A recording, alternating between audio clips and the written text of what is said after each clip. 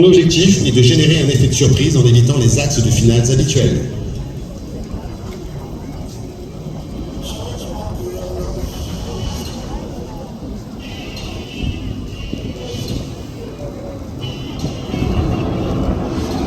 Ce type d'approche est généralement suivi d'un atterrissage standard afin de ravitailler les troupes au sol avec jusqu'à 37 tonnes de matériel ou d'imposer d'assaut pour un débarquement de troupes de combat et de véhicules armés. Et pour la prochaine manœuvre, je vais passer la parole au commandant Lucas qui va faire vivre devant vous la prochaine manœuvre de l'intérieur.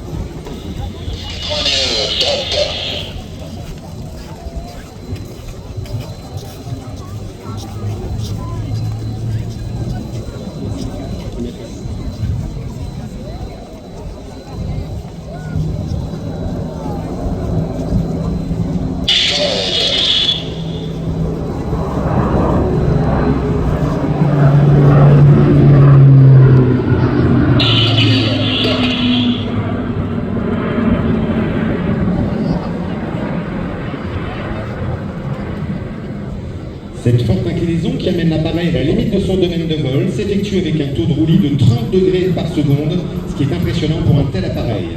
Il offre aux équipages des possibilités d'évasive à l'aide de manœuvres très serrées, imposant à l'aéronef un facteur de charge allant jusqu'à 3G.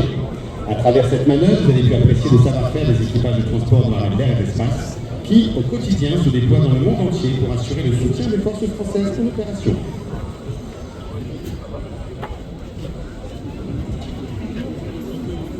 À présent, l'Atlas ralentit environ 115 nœuds, c'est-à-dire à peu près 210 km/h, pour effectuer devant vous une approche type grande pente, permettant une descente tardive dans un volume protégé.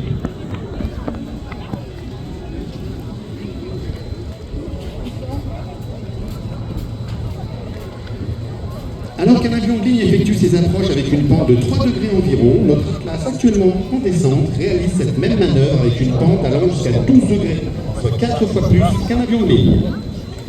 Et vous allez apercevoir l'adjudant-chef Guillaume, le loadmaster, à la porte para de l'avion en configuration largage. Le déflecteur déployé juste devant celle-ci ne sert pas qu'à accrocher les stars du cinéma américain, mais à protéger les parachutistes du vent relatif au moment de leur saut.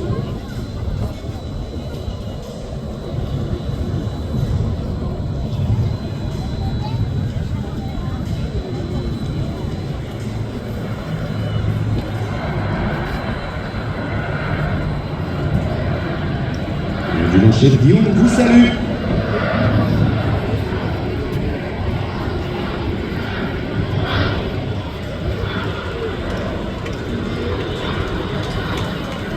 Chamal, Barkhane, Résilience, Apagon ou encore Sagittaire, qu'elles soient réalisées à l'étranger ou bien sur le territoire national, aucune de ces opérations ne pourrait se dérouler sans l'appui des aviateurs des escadres de transport de l'armée de l'air et de l'espace. Pour effectuer une opération, il faut être en mesure de projeter des hommes et du matériel et de tuer sur un théâtre. L'apport logistique, tactique et stratégique proposé par un avion tel que la 400M est alors un facteur clé du succès des opérations. Ainsi, en prenant également en compte sa capacité d'adaptation dans un contexte interallié et interarmé, l'Atlas est déjà un acteur incontournable de toute opération militaire d'envergure. Au-delà de ses capacités déjà existantes, la 400M va poursuivre sa montée en puissance pour devenir le premier et le seul avion tactique multimission. Ambassadeur de l'armée de l'air et de l'espace depuis 2021, la 400M Tactical Display participe au rayonnement de cette institution auprès du grand public et suscite des vocations. Cette présentation met en avant la 400M comme avion tactique, mais elle souhaite également mettre en lumière le savoir-faire, le professionnalisme et l'engagement de l'ensemble des escadrons de transport de l'armée de l'air et de l'espace.